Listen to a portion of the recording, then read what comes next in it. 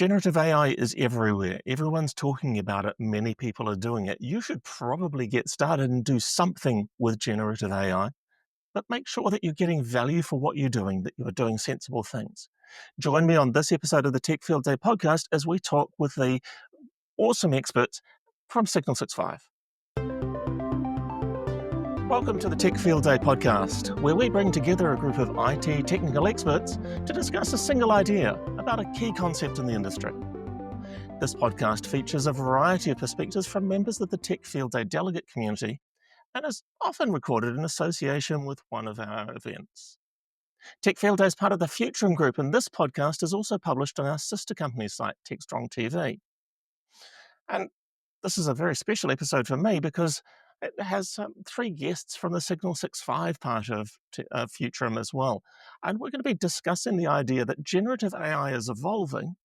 You should start now and control your cost. But before we start the discussion, let's meet who's on the panel. Hello, I'm Russ Fellows from Signal65, and I'm one of the team members that concentrates on looking at developing proof points. And like many in the industry today, a lot of focus on AI. Hi, everyone. I'm Mitch Lewis. I'm also part of the Signal65 team, working with Russ and Brian as well. Also, currently very focused on AI that we're going to be talking today, and excited to be here. Hi, I'm Brian Martin, Signal65, heading up AI and data center performance, working with Russ and Mitch, and in our scaling lab. And of course, I'm Alastair Cooke. I'm an event lead at Tech Field Day. Specifically, AI Infrastructure Field Day is one of my events. And one of the things we have seen across the last few episodes of AI Infrastructure Field Day is the idea that you need quite a lot of infrastructure in order to run large generative AI applications, to build models, to particularly fine tune models, and then run them for inference in production. And I think we also have seen that there's a lot of uncertainty about how you go about building an application and get started. And so we wanted to look in this particular episode thinking about generative AI, how it's evolving, how newer techniques, newer ways of using generative AI are really bringing better and stronger answers, possibly faster answers, but also that the business value for AI comes when you're doing the inference phase, when these AI tools are generating information that you can hand on and make actionable from your users. And so managing that intersection between the cost and benefit is going to be vital as we're starting to build out applications on top of AI. And Brian, I know you've recently been building out a data center for running AI projects. Have you got some thoughts about design decisions in that process of building the data center that might be valuable here? That's a great question, Alistair. Yeah, down Colorado Springs, been working on our AI scaling lab and are fortunate to be working with partners and have two 8-node clusters there, 64 GPUs each, which gives us the ability to test from small scale single GPU up through much larger clusters.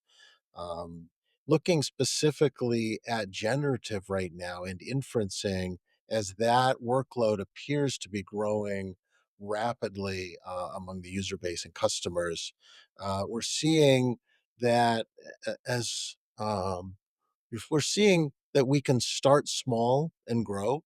Um, some of the newer models, especially mixture of experts, while they take a fair amount of VRAM, can be very fast for their size because they're activating only a fraction of those parameters in runtime.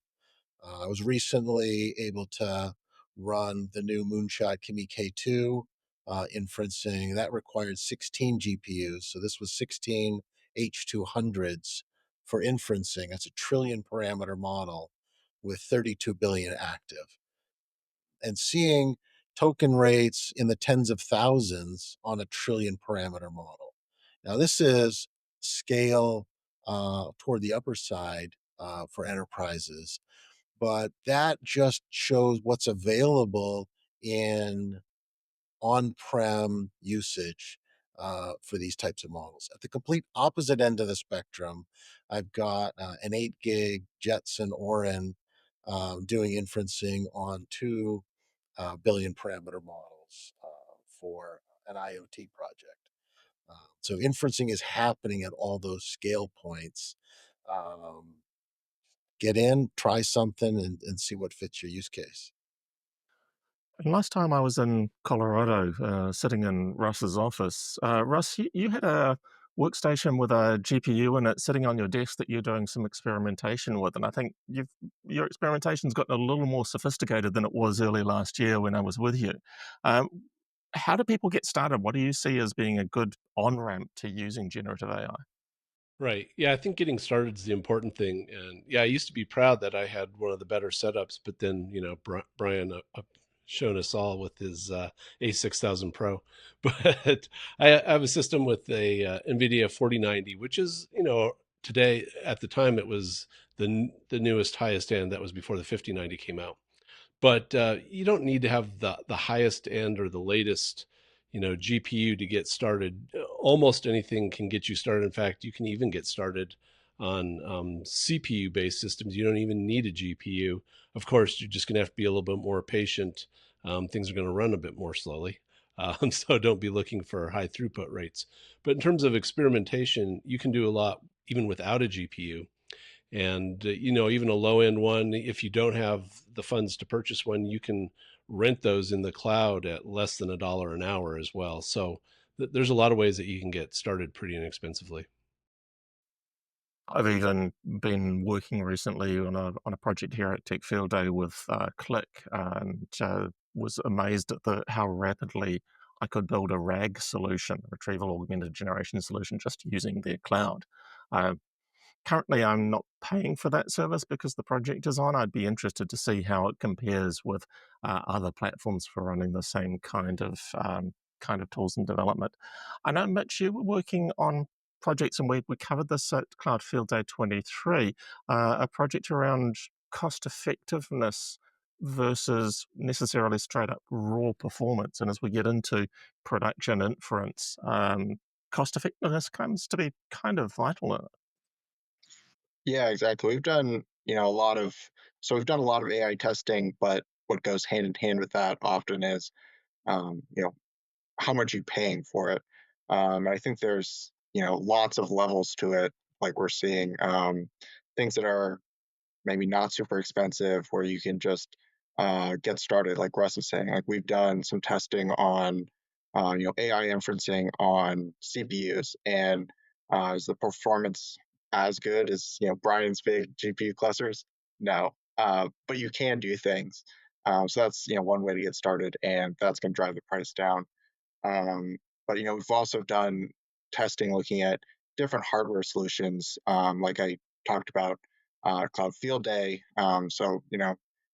Is NVIDIA your only GPU vendor? No, there's other solutions, right? So, we've looked at AMD, and we've looked at Intel, and there's different price points. So I think people need to be kind of mindful of what you're doing, um, and what resources you can use to kind of bring those costs down. Whether you just need to do something quick in the cloud, can you just leverage an API endpoint because you're just playing around with something and you can throw $10 into OpenAI and build something cool real quick just to play around, or do you need to go procure 1,000 GPUs because you are building something massive. So I think there's, you know, people get kind of scared off by AI because they think it's just, you know, Tesla and OpenAI and Google with thousands of GPUs training these models. But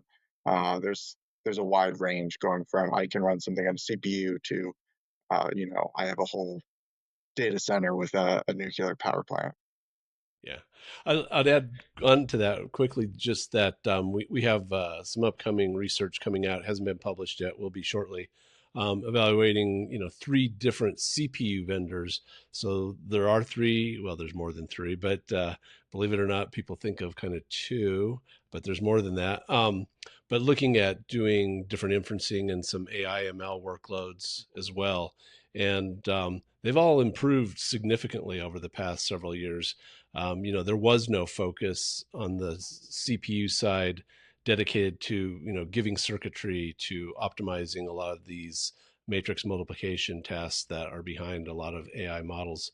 But with more focus comes obviously more funding in that area, more research in that area. So all the vendors, including CPU vendors, are significantly improving, their performance in that area. So just to add on, yes, there's choices among GPU and there's choices among CPU, and they're all rapidly improving.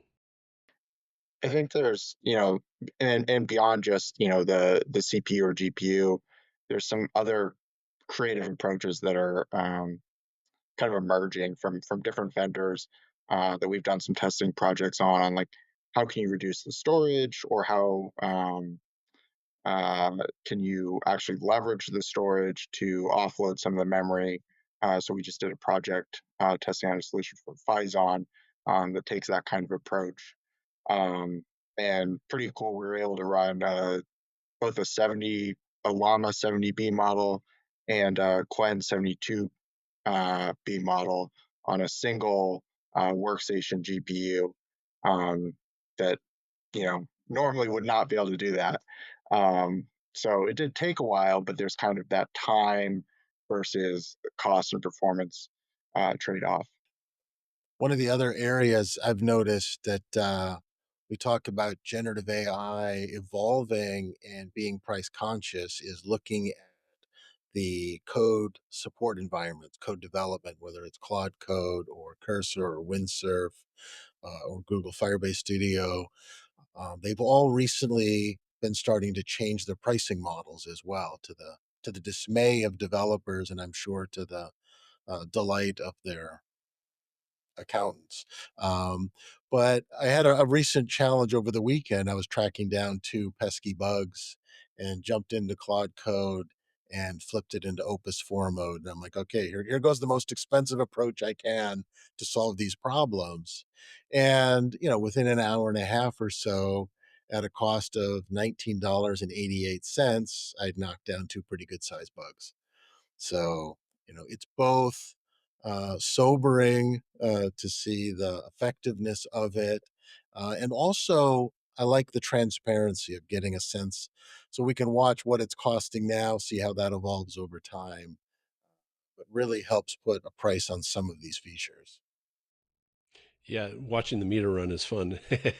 um, I, it's funny. I've been using AI coding more and more over the past 6 months, and I use it differently than a lot of people suggest. I use it differently than like Brian just outlined, and I'm aware of that method, and I think it's probably more productive. But I'm still a bit hesitant, so I still go with the Chat GPT model, and I change the model depending on what I'm doing. So I always start with an O model when I'm doing the initial outline and project, what things do I want to focus on? What libraries do I want to use? How do I want to design this? I use one of the thinking reasoning models. It makes a huge difference. But then I'll take the code and I'll copy and paste. And so I just do the old copy and paste. It's not as effective. It is more cost effective, though.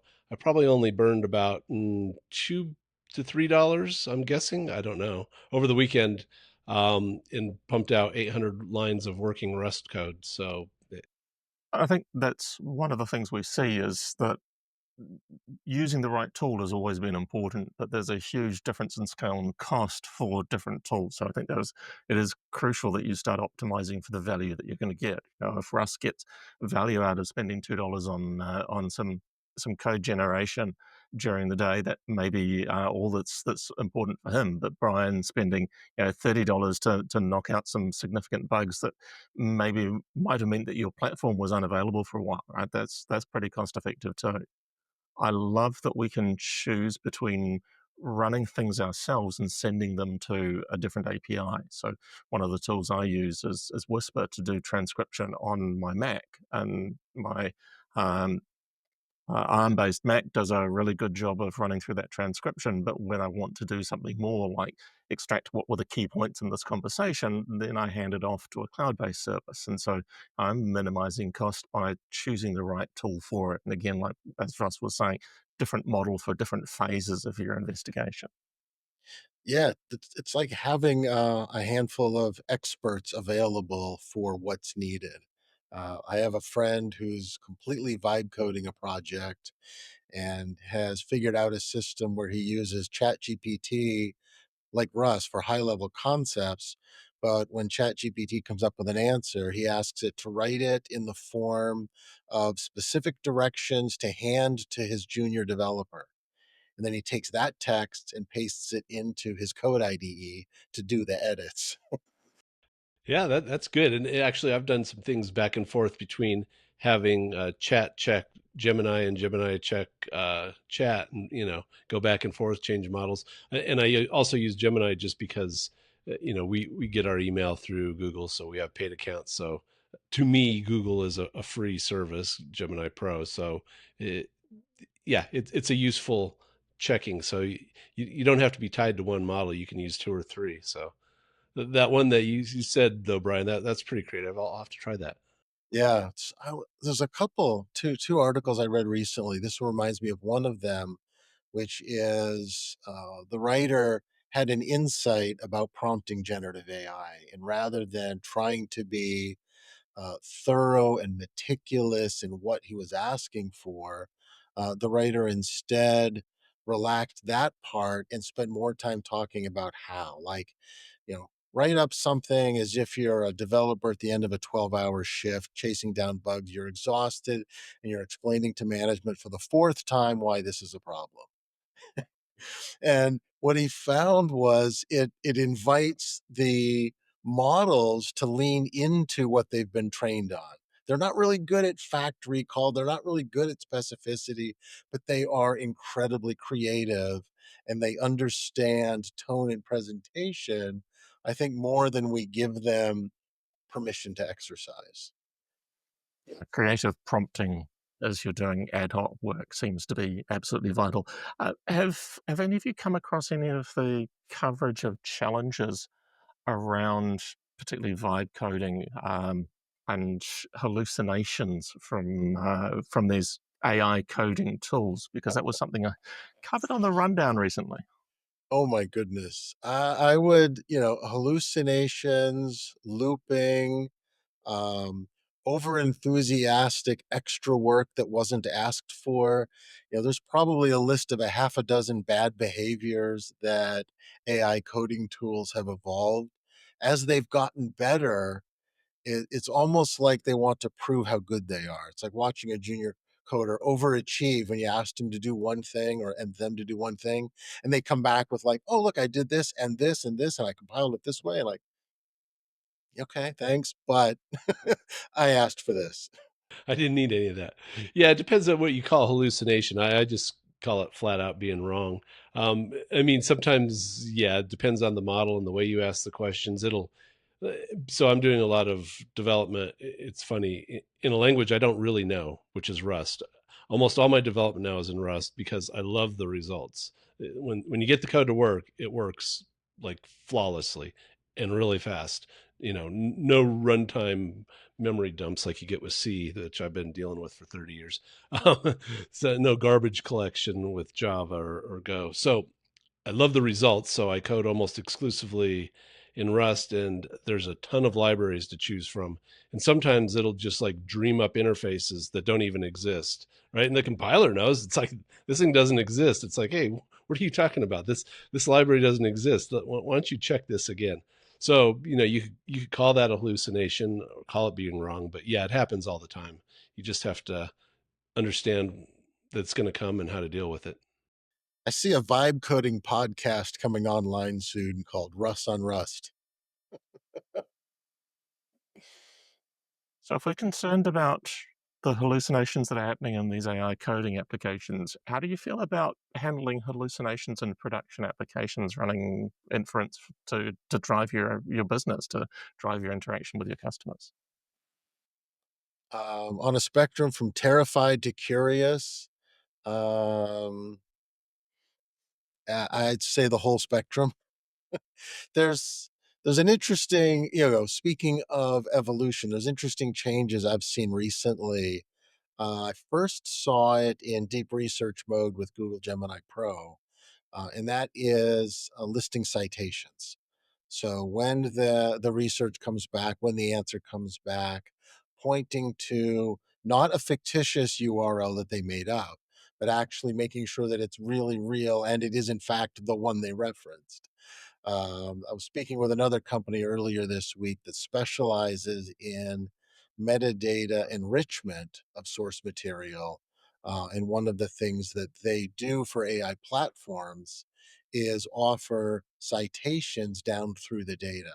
So whether you're building a chatbot or a RAG system or some other AI enabled data driven solution, you can either in real time or after the fact audit down to citations of the actual source data.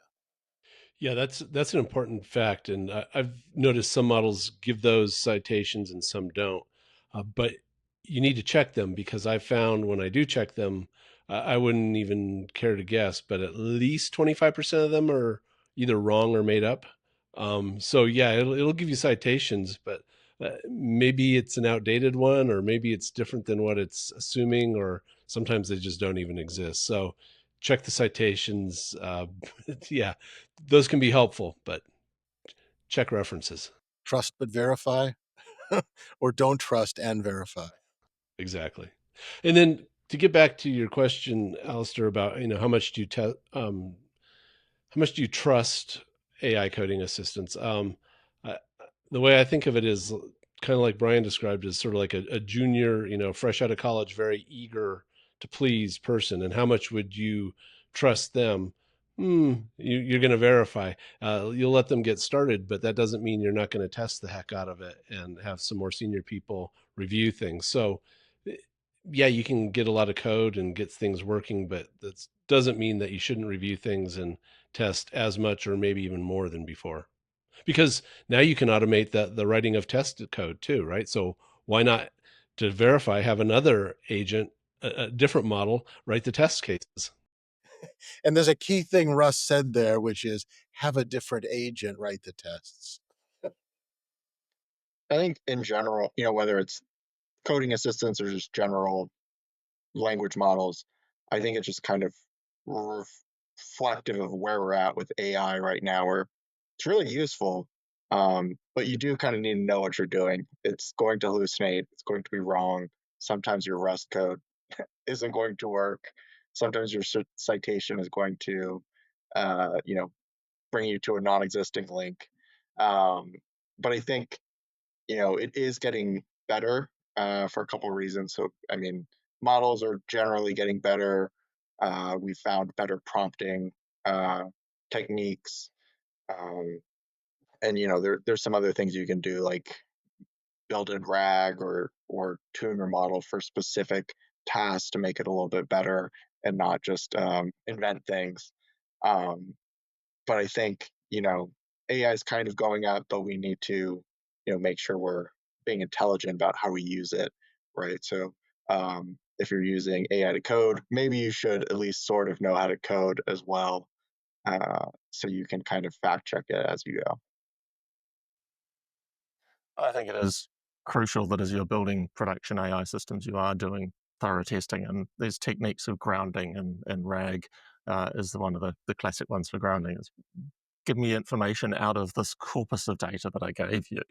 And the original large language model is really just providing a user interface where you can ask things in natural language. It's the primary large language model isn't the thing that is giving you the source of truth. It's coming from your own internal information as well.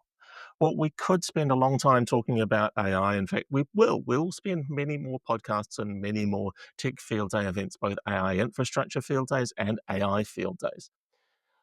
Thank you very much for joining us today on the Tech Field Day podcast. But before we go, where can people connect with you and carry this conversation on? To get a hold of me, probably the best place is find me on LinkedIn, Russ Fellows. There's only a couple of them. There's another guy who makes mufflers in the UK for Volkswagen Beetles. I'm not him. I'm the other Russ Fellows. So go ahead and connect with me there or through the website on signal65.com. A pretty similar story for me. I'm on LinkedIn. I am on Twitter, and then I'm on Signal65.com as well. You can find me on signal65.com or LinkedIn as Mr. Brian J. Martin. And of course, you can find me, Alastair Cooke, on LinkedIn or many of your other types of social media. You can find things that I've written on Tech Field Day and on the TechStrong site, as well as occasionally on the Futurum.com site. So thank you so much for listening to this episode of the Tech Field Day podcast. If you enjoyed the discussion, please subscribe on YouTube if you like to see our smiling faces, and in your favorite podcast application as well, so you don't miss an episode. Do consider giving us a review and maybe a nice positive rating. This podcast was brought to you by Tech Field Day, the home of IT experts from across the enterprise and a part of the Futurum Group. For upcoming events and more episodes, head to techfieldday.com/podcasts or view us on TechStrong TV. Thanks for listening, and we will see you next week.